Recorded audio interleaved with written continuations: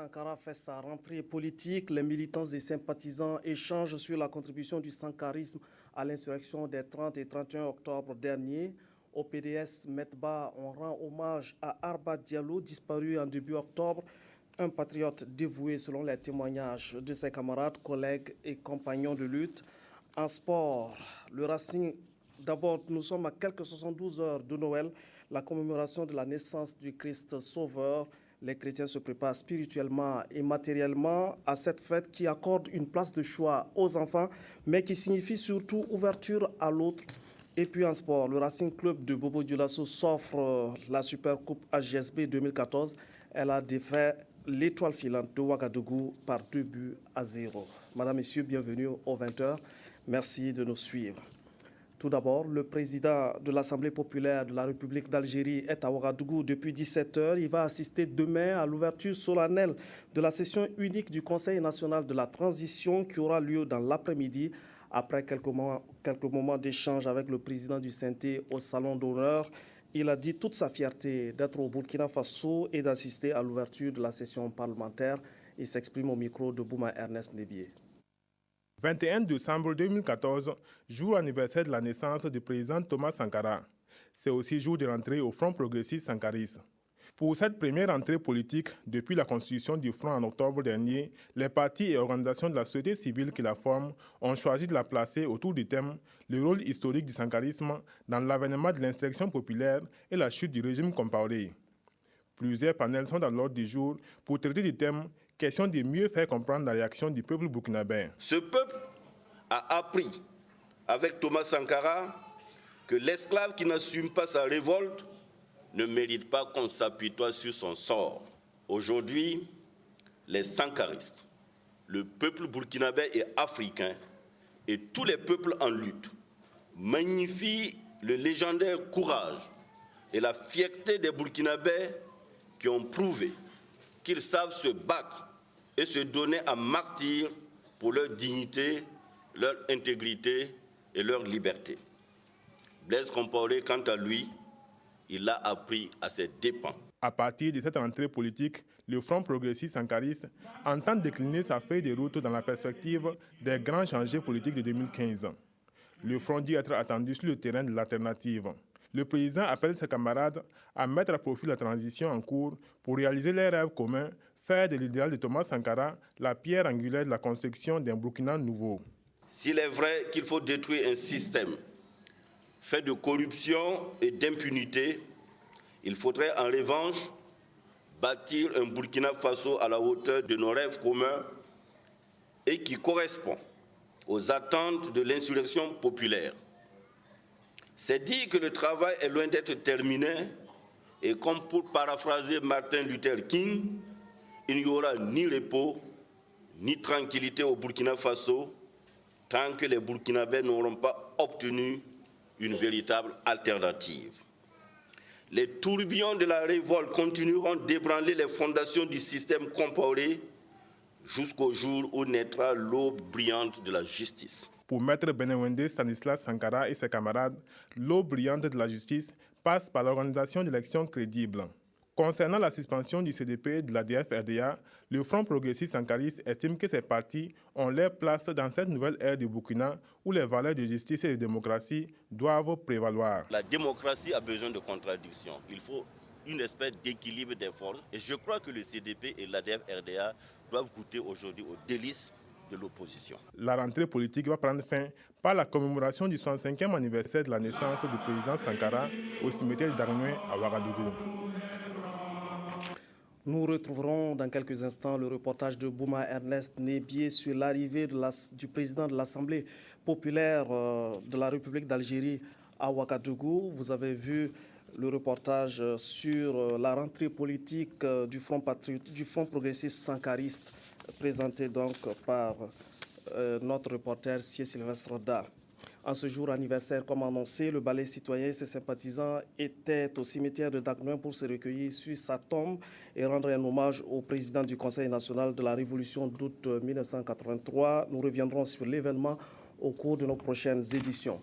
Le PDS Metba rendait également hommage à son président décédé le 1er octobre dernier en pleine lutte pour sauvegarder le principe de l'alternance dans la constitution burkinabé. Ses camarades, parents, amis, anciens collègues et compagnons de lutte gardent de lui le souvenir d'un patriote dévoué. De nombreux témoignages sont livrés sur la valeur de l'homme au cours de cette cérémonie d'hommage voulue par le PDS Metba. Reportage Jacques Lamissa Tarpaga. Moment d'intense émotion à l'évocation des hauts faits de Ama Arba Diallo ce samedi matin à Ouagadougou. Une cérémonie d'hommage aux combattants que le Burkina Faso a perdu le 1er octobre dernier. Des témoignages de collègues, des amis, des compagnons de lutte et de sa famille ont touché le cœur des militants du PDS Metba présents ici et des invités. Ama Arba Diallo, comme l'ont rapporté les différents témoignages, était unique au Burkina Faso. J'ai toujours cherché à comprendre, je continue à chercher à comprendre comment on peut étudier aux États-Unis la patrie du capitalisme et rester un communiste, rester un homme de foi. J'ai eu beaucoup de respect et de considération pour cet étudiant parti aux États-Unis dans l'antre du capitalisme triomphant et qui est revenu toujours ancré dans sa foi que visiblement ce qui pourra sauver la Haute-Volta devenue Burkina Faso, c'est un régime dans lequel, effectivement, les richesses puissent être partagées, plutôt qu'un régime dans lequel, comme dirait le révolutionnaire de 1983, les uns mangent, les autres regardent. L'un des derniers actes marquants posés par Ama Arba Diallo est le carton rouge brandi au stade du 4 août contre le président Blaise Compaoré. Il n'aura pas vécu quelques jours en plus pour voir le changement qu'il a tant souhaité, mais son action inspire aujourd'hui fortement le gouvernement. Il s'est beaucoup battu pour les questions de démocratie, et la transparence dans les élections, et les questions environnementales, et aussi sur le plan diplomatique, son engagement pour que brille l'image du Burkina Faso à l'extérieur, avec de nombreuses réalisations. Il va de soi donc qu'il fallait que nous soyons présents pour encourager les forces politiques, sa famille politique, sa famille, et que ce soit un exemple pour nous, pour que nous puissions donc utiliser ces valeurs, ces principes, ces convictions pour réussir donc dans la transition. Cette cérémonie d'hommage à Arba Diallo est organisée par son parti, le PDS Metba. Le parti entend lui rester fidèle dans ses valeurs de courage, de patriotisme, de rigueur et de fidélité. Le président de l'Assemblée populaire de la République d'Algérie est à Ouagadougou, comme je l'ai annoncé tantôt. Il va assister demain à l'ouverture de la session solennelle du Conseil national de la transition qui aura lieu dans l'après-midi. Après quelques moments d'échange au salon d'honneur avec le président du CNT, il a dit toute sa fierté d'être au Burkina au moment où s'ouvre donc cette session parlementaire. Il s'exprime au micro de Bouma Ernest Nébié.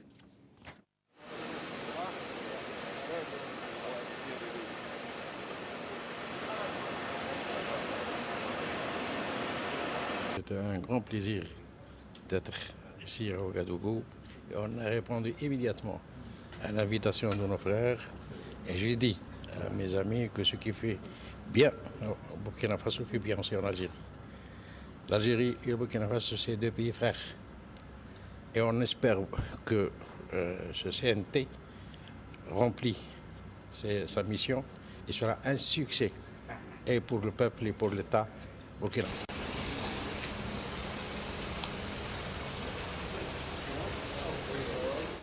Une autre arrivée est annoncée demain à 5 h du matin, celle du président de l'Assemblée nationale du Maroc. Et ce communiqué de la Direction générale du protocole d'État à l'occasion de la cérémonie officielle d'inauguration de la cité universitaire de Bobo-Dioulasso et de la pose de la première pierre de la seconde phase du projet placé sous le haut patronage de son Excellence, Monsieur le Premier ministre, chef du gouvernement, la Direction générale du protocole d'État convie les personnalités invitées dans l'enceinte de la dite cité universitaire à Bobo-Dioulasso le lundi 22 décembre 2014 à partir de 7h30, signé ambassadeur Gilles Séraphin Bayala. Le cancer, une grande épreuve pour les femmes qui en souffrent. Douleurs physiques, morales et matérielles. Le traitement peut aller jusqu'à 245 000 francs CFA tous les 21 jours. Heureusement, c'est un mal que l'on peut éviter et c'est ce message que porte l'Association des femmes atteintes et affectées par le cancer, une jeune association qui mérite soutien. Reportage Draman Guéné. Rita Foro doit s'adapter à vie à cette séquelle. Dépistée à un stade avancé de cancer, l'accoucheuse auxiliaire est amputée de son sein gauche en novembre dernier. Quand ils ont enlevé le sein et les ganglions, on a envoyé ça encore pour analyse, en anapathe. Quand on a après analyse, ils ont trouvé toujours que bon, c'était toujours un cancer, mais le traitement que j'ai suivi, ça a régressé. Et au niveau des ganglions, ils ont enlevé 5. Sur les 5 là, c'est 2 ganglions qui étaient infectés. Tout comme ces femmes, Rita Foro supporte difficilement le coût du traitement à ce stade. Pire, ce traitement se fait parfois à vie. Vraiment, le traitement nous coûte très cher et on n'arrive même pas des moments. Il y a des moments où on ne peut même pas. Je paye 245 000 francs chaque 21 jours. Et je dis présentement, le lundi, je serai à ma 7e chimiothérapie. Sans les examens que j'ai faits au début, tous les examens que j'ai envoyés à les oreilles, sans tout ça là. Souffrance de corps et problèmes de ressources. Tout cela peut être évité pour peu que certaines consignes soient respectées. Il est possible de guérir du cancer si vous arrivez tôt. D'où l'intérêt donc de mettre l'accent sur la prévention. Et il y a un certain nombre de cancers, notamment le cancer du sein, qui sont avec le cancer donc, du col de l'utérus, les cancers les plus fréquents, alors que la prévention est possible. Et souvent, elle est même gratuite. Parce que, par exemple, on parle de l'auto-examen du sein. Toute femme doit pouvoir savoir comment examiner ses seins. Une fois qu'elle connaît donc son sein, tout ce qui va apparaître sur le sein qui est inhabituel doit nécessiter qu'elle consulte auprès des structures de santé. Bien qu'amputée de son sein atteint, Rita Foro doit toujours suivre des traitements. Il s'agit de la chimiothérapie. Passée cette étape, elle doit faire de la radiothérapie pour détecter d'éventuelles proliférations du cancer dans l'organisme. Malheureusement, cette phase se fait en dehors du Burkina Faso. En 3 ans, la BAD a investi environ 200 milliards de francs CFA dans des projets de développement économique.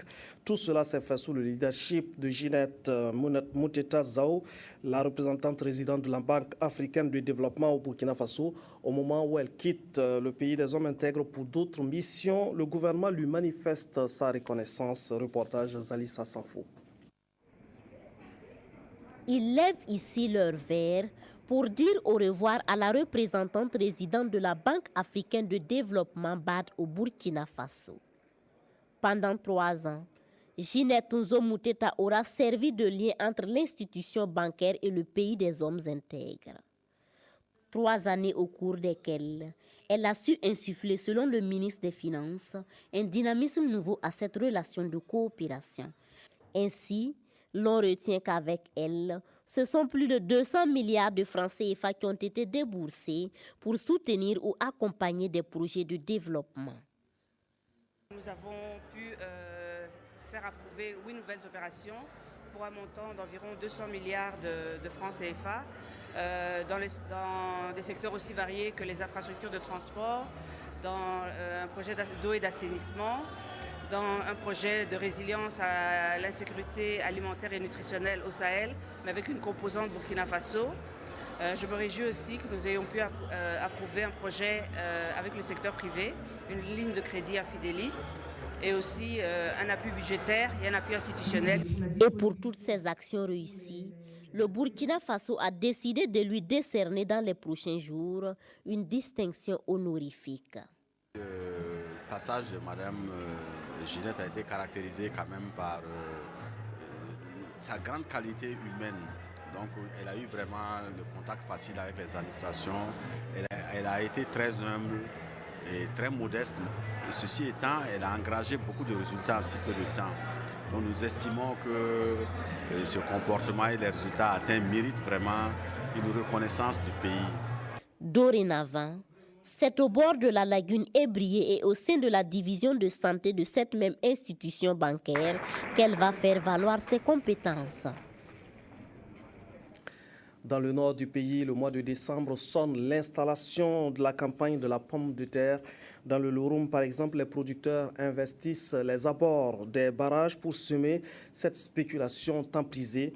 Dramanso lève un coin de voile sur un des secrets de Titao, une ville célèbre pour sa fête de la pomme de terre. Reportage. Aménagement des parcelles de production, mise en terre et irrigation des premières semences, c'est les activités qui rythment le quotidien des producteurs en ce début de saison de la pomme de terre dans la province du Loroum. Ici, pas de grands moyens, c'est la force des bras et une bonne dose de volonté sur des lopins plus ou moins confinés en quelques planches.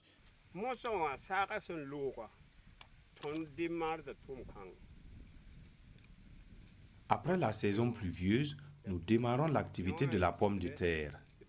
Avec cette activité, nous arrivons à manger à notre faim. Sur cette superficie de 3 hectares, les 2 sont pour la pomme de terre et le reste pour autres spéculations.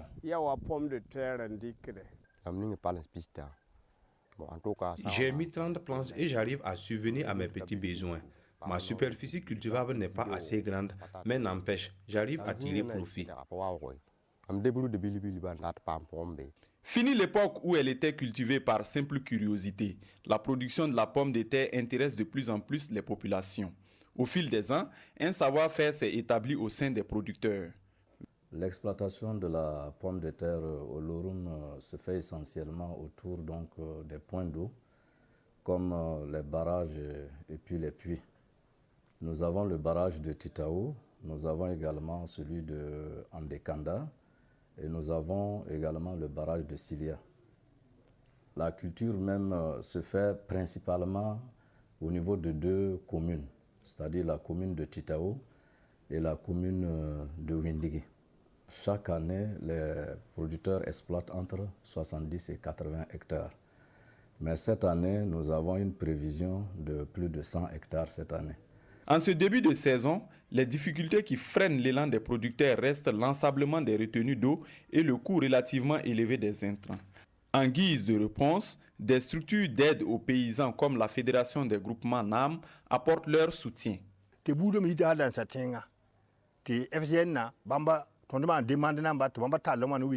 Les semences de la pomme de terre viennent de l'extérieur et c'est à partir de chez nous, à la Fédération des groupements NAM, que les producteurs viennent déposer leurs demandes de semences. Quand les semences arrivent à Wayuga, nous les acheminons à Titao pour les demandeurs. Une fois que cela est fait, les producteurs partent à la BITEC pour prendre un crédit pour l'achat de l'engrais et les petites dépenses. Après la vente, ils remboursent le crédit de la BITEC et le reste, ils épargnent. Dans le Loroum, la production de la pomme de terre occupe également l'autre moitié du ciel. Compte tenu des difficultés d'accès à la terre, les femmes se regroupent en association pour exploiter des lopins de terre.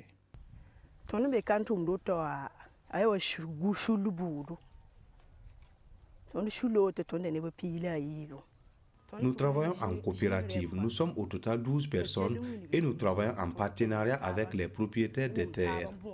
À la fin de la récolte, nous leur remettons leur part et le reste c'est pour nous. Avec ce qu'on gagne, nous arrivons à payer la scolarité de nos enfants, à nous soigner. Bref, ça nous procure beaucoup d'avantages.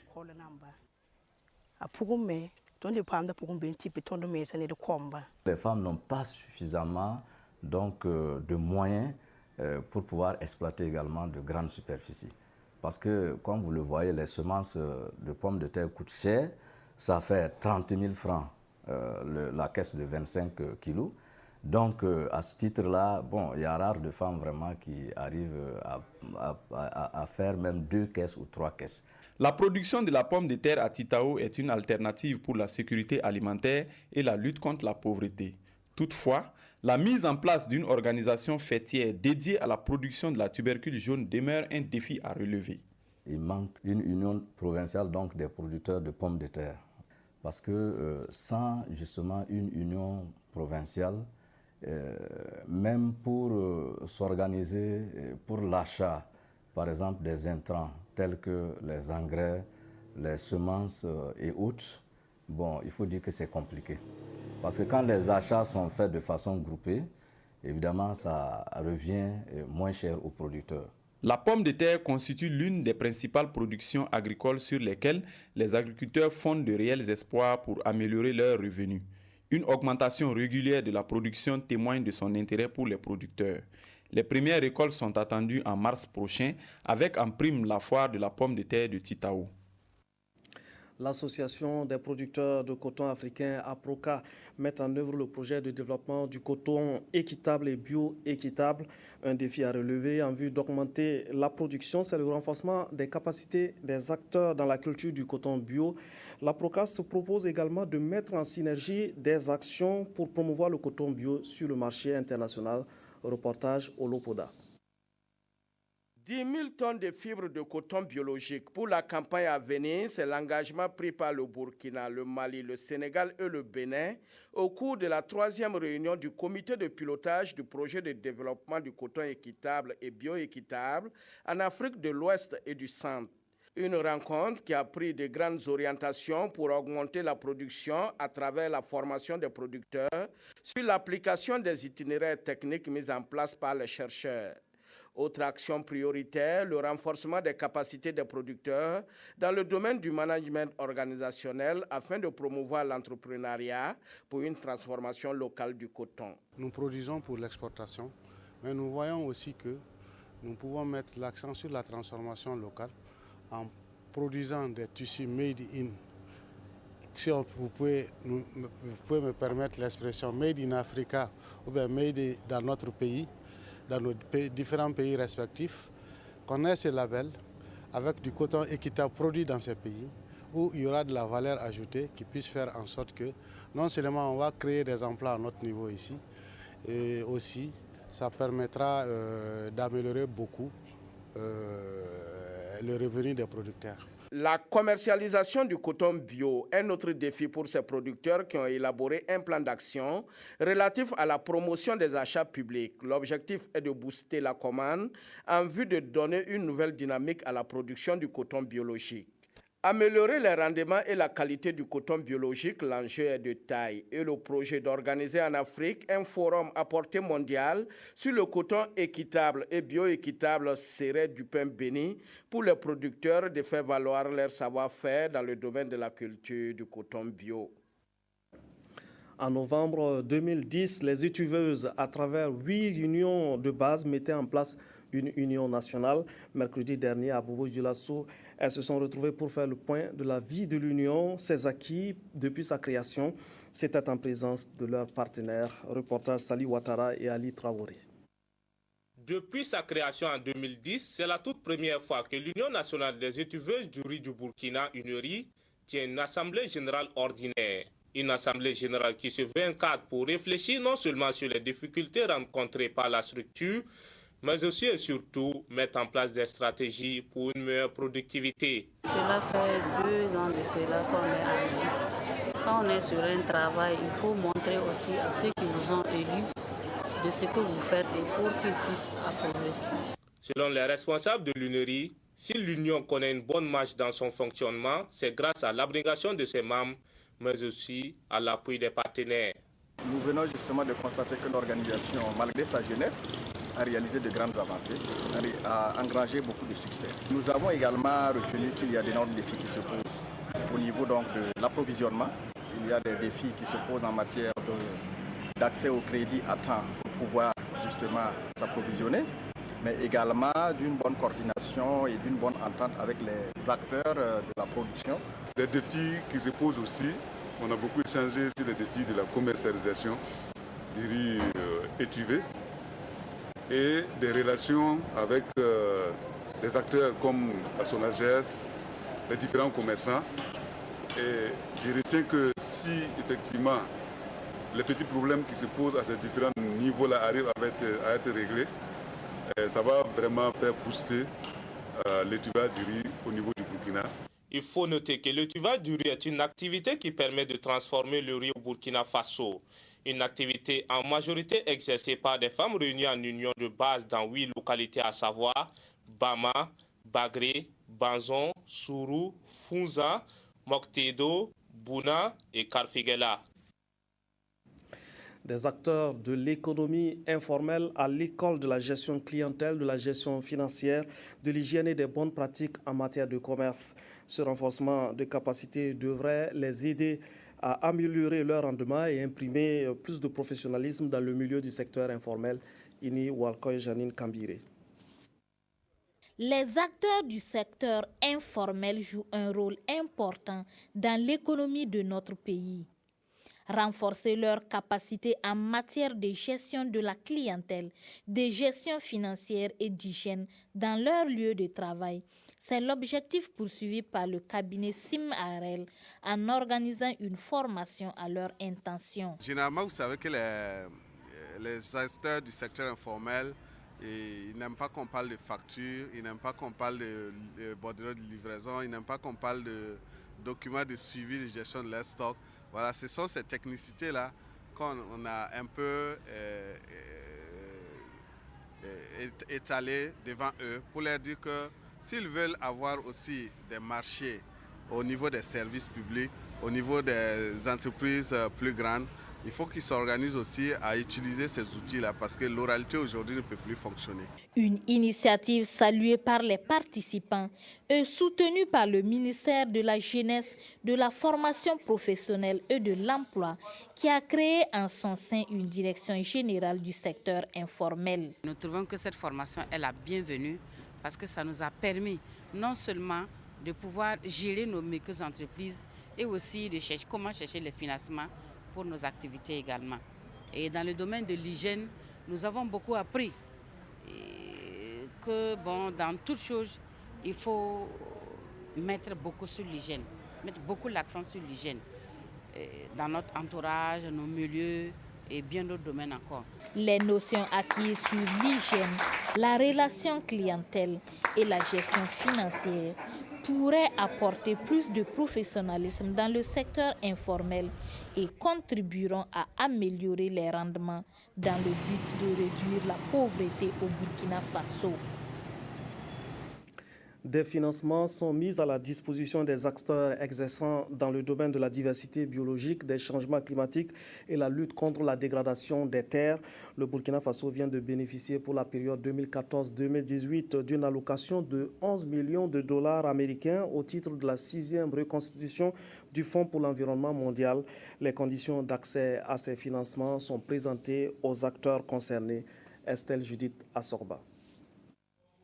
Le Fonds pour l'environnement mondial FEM a été mis en place pour soutenir les pays en voie de développement. Les pays bénéficiaires, dont le Burkina Faso, doivent s'en servir pour lutter contre la dégradation de l'environnement. Ce fonds s'élève cette année à 11 330 000 dollars. Pour une gestion transparente et inclusive de la somme allouée, le ministère de l'économie et des finances et de celui de l'environnement et des ressources halieutiques ont fait appel à tous ceux qui peuvent apporter une action dans le domaine de la protection de l'environnement. À cette rencontre, ils vont informer ces acteurs sur l'existence du fonds afin que chacun puisse postuler en élaborant son projet à soumettre au financement. Notre souci, c'est de ne pas faire du saupoudrage pour avoir vraiment des actions qui peuvent avoir un impact positif sur notre environnement. Donc nous allons passer l'information aujourd'hui. Ceux qui sont intéressés, nous présenterons des projets et ceux que nous allons recevoir, nous essaierons de voir comment on peut les fédérer pour avoir des projets intégrés et faire des programmes de développement pour la protection de l'environnement au niveau du Burkina.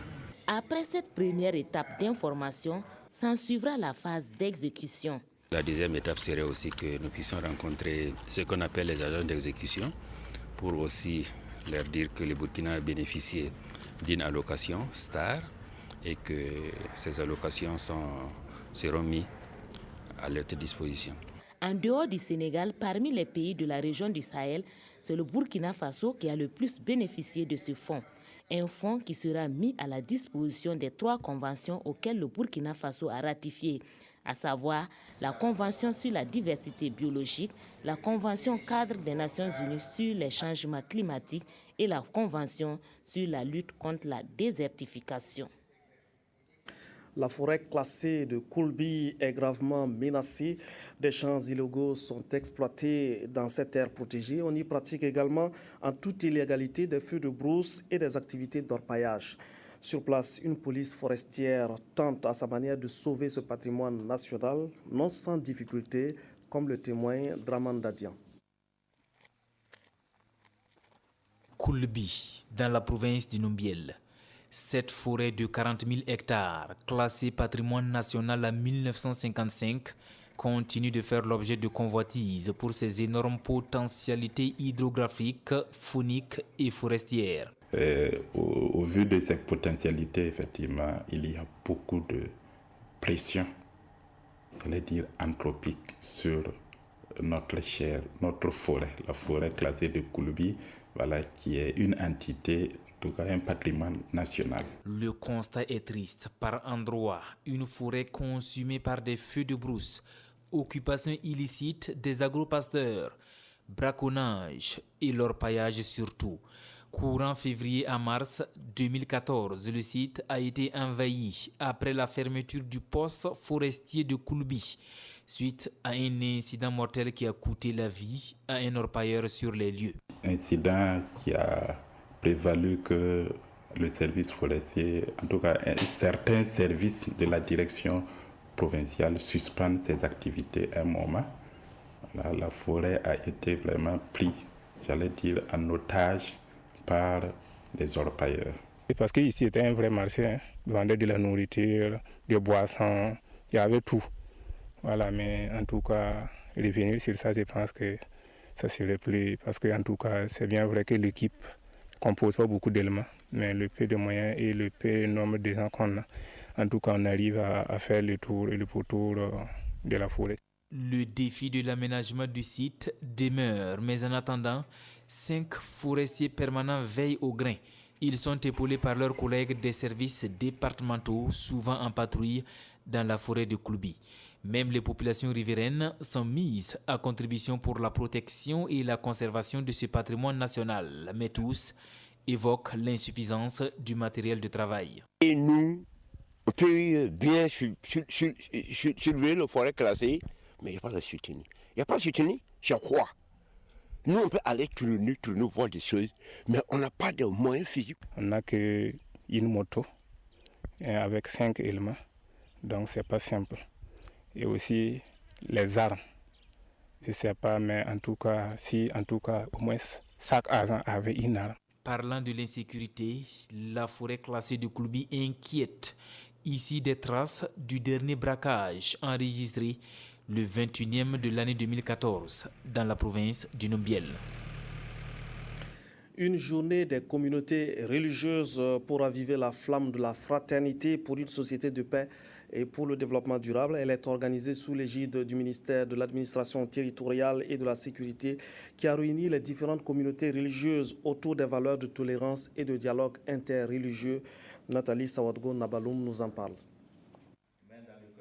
Ce n'est pas des prières prononcées par les responsables religieux que la journée des communautés religieuses s'est ouverte ce matin. Placée sous le thème « Rôle des leaders religieux dans la promotion de la paix sociale », cette journée se veut un cadre pour raviver les flammes de la fraternité pour une société de paix. L'objectif de cette journée, c'est de rappeler à l'attention de tout un chacun la nécessité et la portée de la paix pour le développement d'un pays comme le Burkina Faso. Parce que nous venons de sortir d'une situation assez délicate et il était de bon aloi que nous puissions réfléchir ensemble à ce qui est important pour notre pays, pour notre devenir commun. Les religions sont au cœur des défis de notre temps. Et pour les responsables des différentes confessions religieuses, ce cadre est une occasion d'échange et de communion. Le dialogue interreligieux est d'actualité selon les modérateurs. Il faut savoir bien l'aborder pour ne pas tomber dans les mêmes erreurs que les autres. Mais que de chemin reste encore à parcourir. Il y a encore du chemin à faire. Parce que j'ai regardé un peu l'ossature de ce dialogue interreligieux. Je suis un peu peiné de ne pas voir les religions traditionnelles. Parce qu'on ne peut pas construire un dialogue interreligieux lorsque on fait fi de notre propre valeur séculaire. Et c'est pourquoi, si j'ai une suggestion à faire, c'est que pour les prochaines éditions, on demande à nos chefs de terre également d'avoir des représentants parmi ce panel-là, parce qu'ils ont leur mot à dire. Cette journée sera aussi célébrée dans les 13 régions du Burkina Faso. Nous apprenons la disparition de Théodore Kilmité Yen. Il est décédé ce dimanche 21 décembre 2014. M. Yen a été une figure marquante de la période révolutionnaire. Il fut en effet un des dirigeants des comités de défense de la Révolution. Il a par la suite occupé des fonctions ministérielles. Il a été ministre des Sports et par 2 fois, il a dirigé le département de l'information et de la communication. Il a été gouverneur de la région de l'Est durant plusieurs années. Nous reviendrons sur cette information dans nos prochaines éditions. Les chrétiens s'apprêtent à revivre le mystère de la nativité, la naissance du Christ Sauveur. À travers la ville, on sent déjà monter la fièvre de la fête. Les marchés des crèches et les sapins s'établissent partout. Mais quel est le sens de cet événement qui est devenu aujourd'hui l'affaire de tous, croyants ou non? C'est à Koudougou que nous allons chercher à comprendre avec la complicité de Jonas Wemba. Noël, mémoire vivante de l'incarnation de Dieu en personne dans ce monde. Et dans moins d'une semaine, toute la communauté chrétienne va revivre ce mystère. À Koudougou, c'est déjà dans le recueillement que les fidèles catholiques préparent leur cœur à accueillir Jésus-Christ, l'Emmanuel. Isaïe, en annonçant la venue de l'Emmanuel, nous signifie que le sens même de l'Emmanuel, c'est Dieu avec nous. Dieu avec nous pour nous sauver du péché, Dieu avec nous pour nous sauver de l'esclavage de Satan, Dieu avec nous pour que l'homme soit avec l'homme. La fête de la Nativité revêt ce caractère spirituel, mais aussi un caractère folklorique. Fête que la plupart des enfants attendent avec impatience. Et d'aucuns s'érigent en véritable architecte pour trouver un abri à l'enfant Jésus. J'ai pris cette initiative-là dans le but d'accueillir notre Sauveur qui va naître précisément le 24 décembre à 0h. Noël constitue un temps d'échange de cadeaux, de ripailles pour les tout-petits.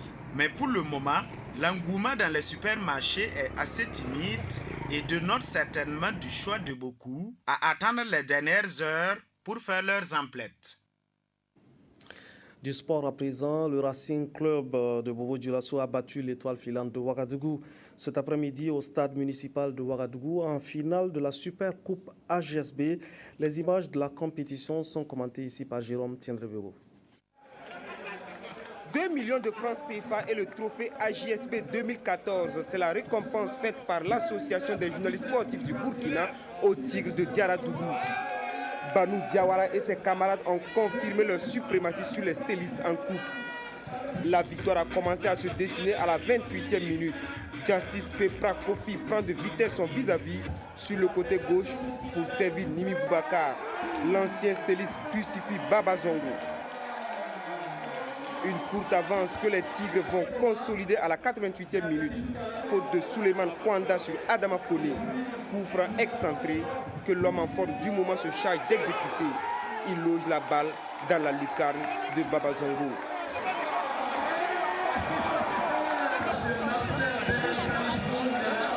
Deux buts à 0 pour le RCB qui termine à 10 suite à l'expulsion de Yacouba Koulibaly à la dernière minute du temps additionnel. C'est vrai qu'il y a eu des déchets, c'est normal. Mais je pense que, de manière générale, grosse satisfaction sur le déroulement de cette rencontre. Je suis surtout satisfait du déroulement de la rencontre. Parce que ce qui m'a séduit dans le jeu, c'est cette tentative de créer le triangle à l'intérieur du déroulement de la partie. Et j'ai vu que de part et d'autre, il y a eu des initiatives dans ce sens-là. Donc il y avait de la technicité, il y avait de l'engagement physique. Nous sommes dans une situation de transition. Mais il faut dire que ça nous rassure et ça rassure l'ensemble du monde sportif quant au retour à un climat de paix propice à la tenue des activités sportives. Je pense que la GSP s'est honorée et a honoré également l'ensemble du football burkinabé en tenant ce rendez-vous. Un triomphe qui ajoute de la confiance à la confiance des garçons de Oscar Barou. La Fédération burkinabé de lutte recycle pour sa part les encadreurs techniques de la discipline. C'est le 3e stage en 18 mois que propose la Fédération pour une remise à niveau des connaissances et une maîtrise des nouvelles règles en vigueur. Les encadreurs techniques ont saisi cette occasion pour exprimer leurs besoins. Ramatou Zundi et Ruth Bini Ouattara. Après les formations de novembre 2013 et celles d'août 2014, cette 3e du genre entend faire des encadreurs des coachs bien avertis. Pendant 4 jours, 9 représentants de province actifs dans le domaine de la lutte ont acquis des connaissances qu'ils mettront sans doute au profit de leur club. Il y avait 2 niveaux. Il y avait la phase technique et puis la phase théorique. Alors au niveau théorique, nous avons voulu que nos entraîneurs ne soient plus des accompagnateurs. Il faut qu'ils soient des entraîneurs. Alors il y a certains procédés qu'il faut connaître. Alors tel que les appariements. Alors un entraîneur qui ne sait pas faire un appariement, c'est difficile qu'il puisse vraiment suivre son lutteur. Au niveau de la compétition, il y a 2 niveaux. Est-ce qu'on appelle le championnat et puis est-ce qu'on appelle l'éliminatoire direct? Il faut qu'ils aient cette différence-là. Savoir quand c'est une compétition directe, c'est une compétition en championnat. Alors également au niveau des techniques, ça c'était au niveau des différentes formes de corps, telles que les décalages, les hanchés, il fallait les ramasser des jambes. Le ministère des Sports et des Loisirs, partie prenante dans l'accompagnement de cette discipline, souhaite voir la lutte traditionnelle dans chaque recoin du Burkina à travers son expansion. Nous ne pouvons que les encourager à continuer à qualifier davantage les encadreurs afin que les acteurs puissent aussi connaître un bon encadrement et avec des performances meilleures que nous souhaitons. Les stagiaires, en guise d'encouragement, ont reçu des balances pour réguler un tant soit peu les problèmes de poids dans les provinces. Ils ont également présenté leurs besoins en équipement et souhaité des visites de techniciens sur le terrain pour faire des évaluations. Après plusieurs compétitions, on s'est rendu compte qu'il y avait toujours quand même quelques insuffisances au niveau des encadreurs. Alors, la plupart du temps, ils viennent comme des accompagnants. Ils ne connaissent même pas très bien les lutteurs et tout ça. Donc, il fallait qu'on les informe qu'ils sont un maillon important dans le système pour permettre aux lutteurs de gagner des victoires. La fédération promet faire de la valorisation des encadreurs une priorité et de la lutte traditionnelle un art. Voilà, c'est la fin de cette édition. L'information continue à 22h. Je serai votre guide pour l'édition synthèse des actualités.